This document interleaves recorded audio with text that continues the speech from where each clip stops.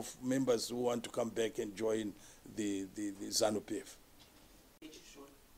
Nechishona dzanga dzichishandiswa nevanga vachikampeyina imota dzemusangano. Imota dzemusangano dzavakapuwa kuti vaite basa remusangano. Basa remusangano hariperi, richaramba richingoitwa. Asi mota idzodzo kana dzichinge dzauya dzichadzoserwa zvekare kumaprovinces. Kune department yedu transport ndo vachaona kuti maprovinces mamwe namamwe manidzi avo akamira sei. Mota idzodzo dzinodzoserwa kumaprovince ikoko. Maprovinces ndo vachashandisa mota idzi kuita basa romusangano. Saka hadzizi mota dziri kutorwa dzotengeswa, imota dziri kutorwa kuti dzigogoverwa kumaprovince kuti vagoita basa romusangano. Zvehurumende ndezvehurumende, zvemusangano ndezvemusangano.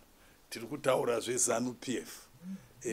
Zanu Pf kunyange ine Zanu Pf government ine urongwa hwawo hwemari dzinoenda nezvinotengwa hazviuyi kuno. Kuno tiri kutaura dzemotikari dzemusangano, motikari dzeZanu Pf dzinenge dzichiita basa reZanu Pf.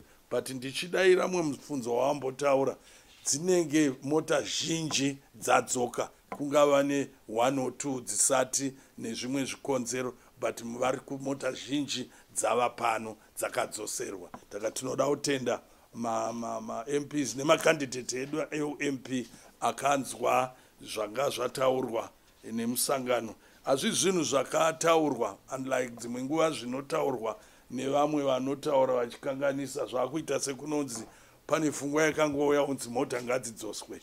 Vanhu vasati vatopuwa mota, maelections asati atomboitwa, kwakava nechiziviso chokuti muchapuwa mota, asi mota idzi kana basa rapera dzichadzoserwa kumusangano. Saka tinoda kutenda zvikuru anga ari makandidates vedu vakadzosera mota kuti dziitwe basa remusangano.